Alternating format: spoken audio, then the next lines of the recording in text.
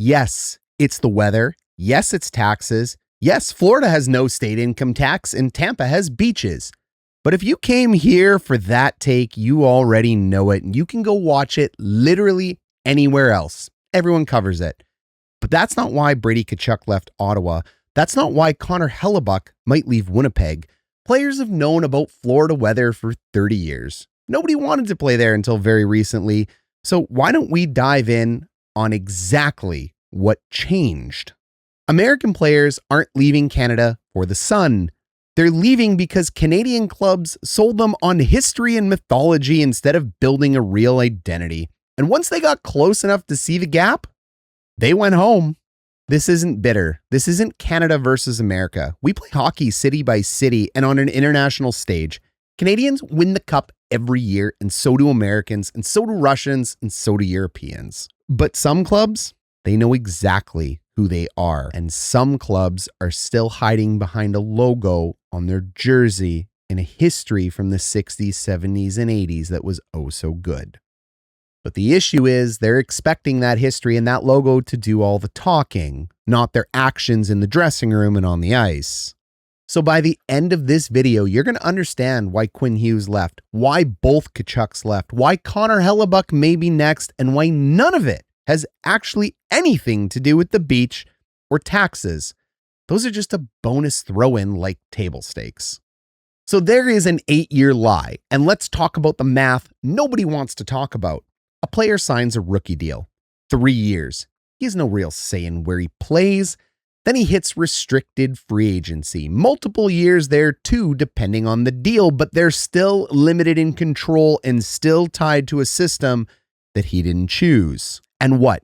You think these 18-year-old kids are going to sit in front of NHL executives and say, no, I don't want to play in your city? You think they're going to pull an Eric Lindros? No, hardly. They want to play in the league.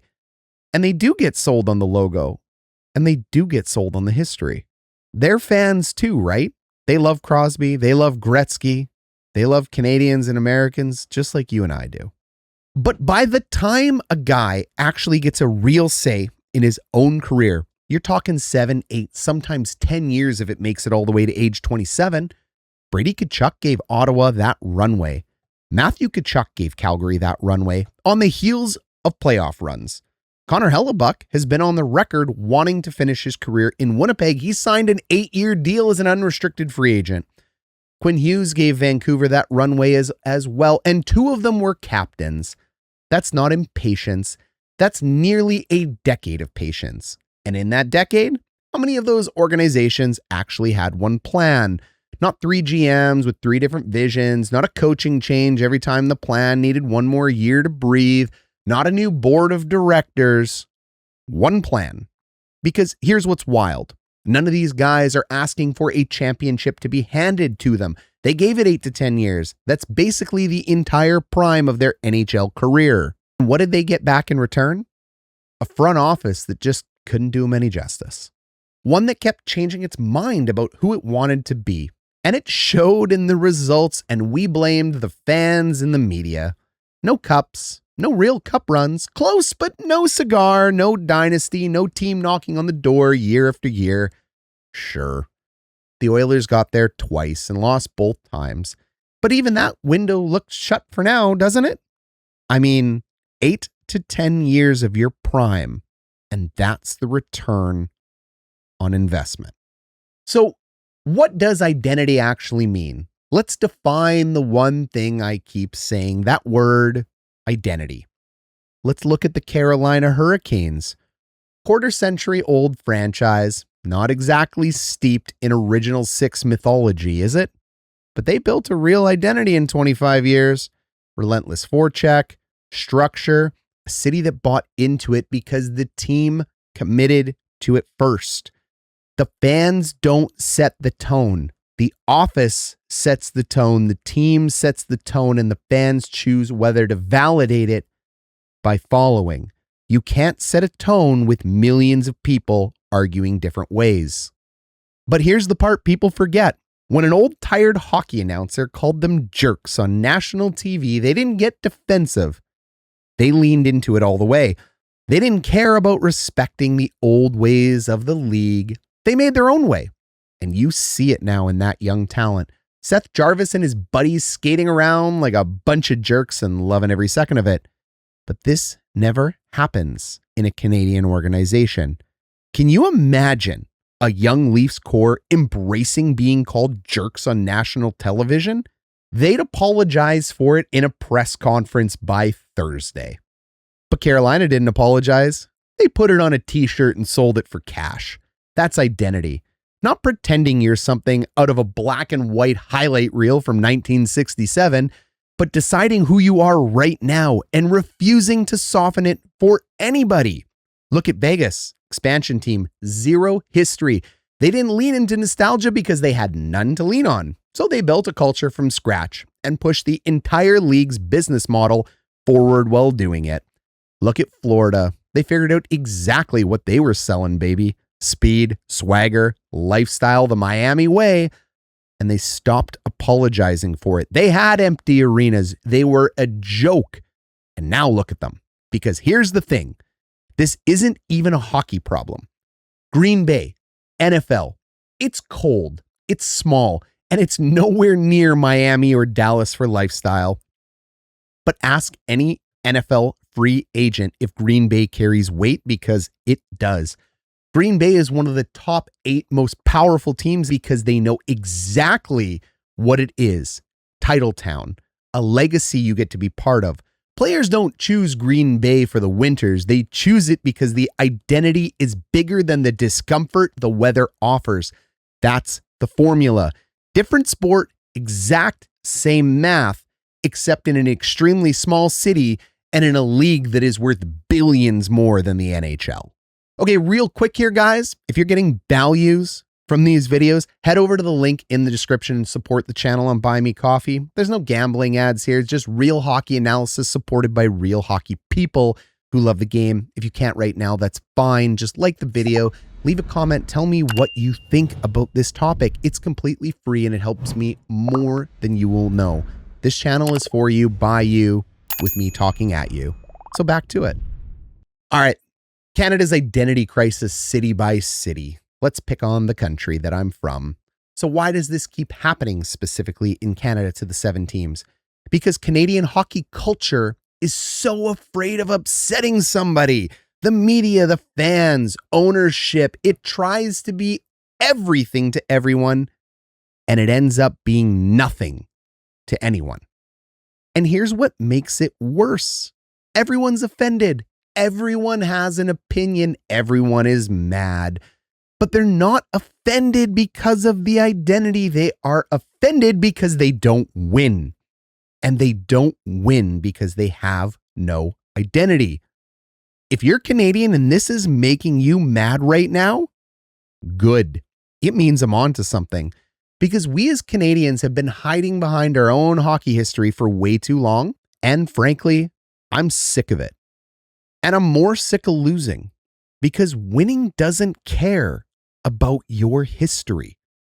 Toronto should be unapologetically hard to play for. The pressure is real. The scrutiny is real. The market is relentless. But here's what should come with that. Legend status. If you survive Toronto, you're a legend forever. Welcome to the T-Dot. If you can't handle the heat, get out of the kitchen. We'll find someone that can. Bring fire or leave. But instead, Toronto tries to soften the pressure and apologize for the market instead of selling the legacy that comes with surviving it. Montreal is the most romantic city in the NHL. And with romance comes love. And with love comes hate and heartbreak and success. You can't have one extreme without the other. If you're not ready for all of it, you're not actually a romantic. Hockey is very romantic. In Montreal, it's downright religious, this game. So convert or be gone, heathen. And trust me, nobody in that city cares if you speak French. They care that you speak the language of winning. The French press, the pressure, the love-hate relationship that the city can have with its team. It can turn on a dime. That's not a burden. That's the most romantic deal in hockey if you frame it right. But instead, it gets treated like a problem to manage. Instead of a story, to sell because humans love stories. We connect to them. That's how we create our culture. And oh, Winnipeg, it has genuinely no idea what it's trying to be. We're cold, dark, small market, miserable winters. Lean into it. Don't apologize for any of it. Own it completely. How about this? Welcome to Winnipeg. You're not going to like it here. It's loud, it's cold, and it's very empty. Until you end up inside the Canada Life Centre, where 15,000 people come out of the dark in the blizzard and weigh down on top of you all at once. This city, the prairies, all of it. It's cold and it is punishing, just like hockey. If you don't like that, you're not built for it.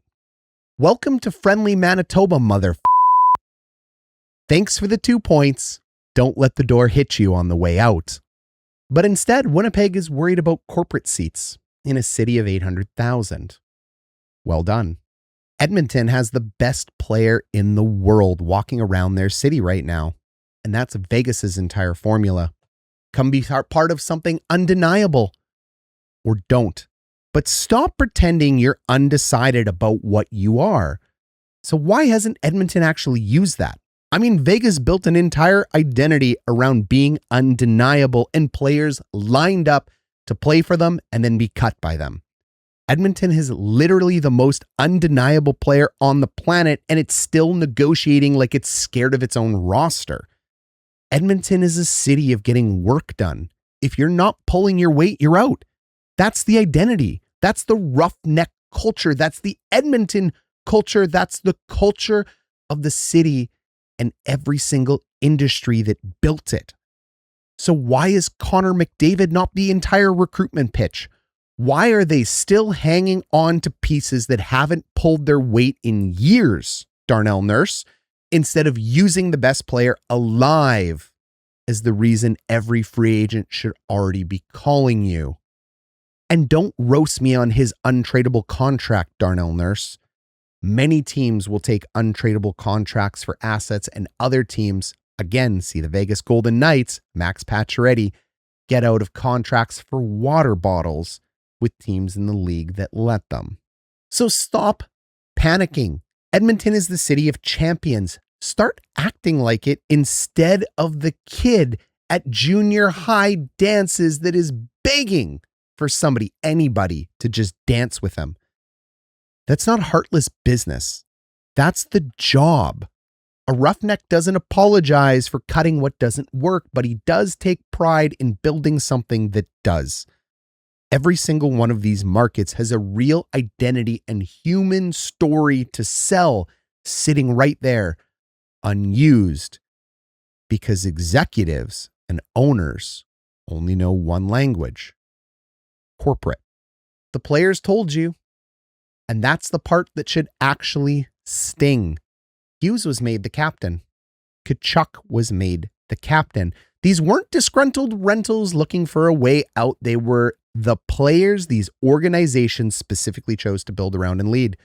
Matthew Tkachuk on the heels of the playoff run, and Connor Hellebuyck on record, wanting to finish his career in Winnipeg, the 2-time Vezina winner back-to-back. What changed is they stopped being property.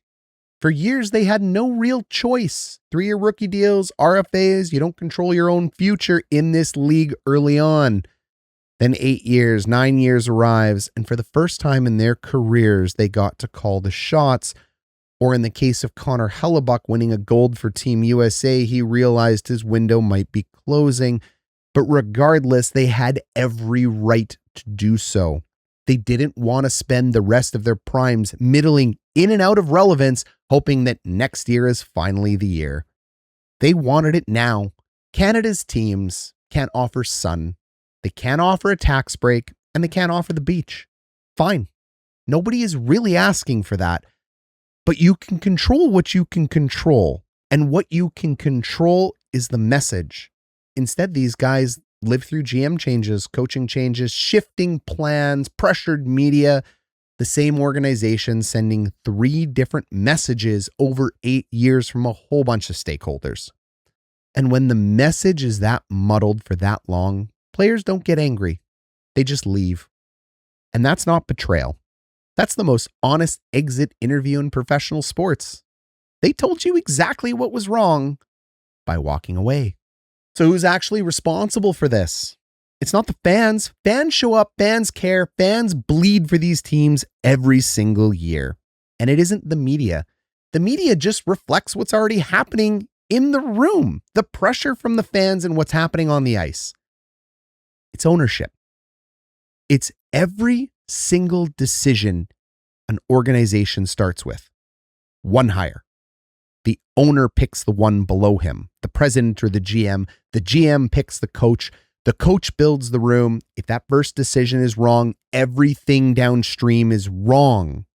And what's worse is if that owner's own opinion of himself or his vision is wrong, then they're screwed for life because he owns the team. And many of these owners, they're wrong. And I'd love to tell them in a room. You see, Carolina didn't get lucky. Ownership trusted a plan through a GM change and actually let it live instead of blowing it up.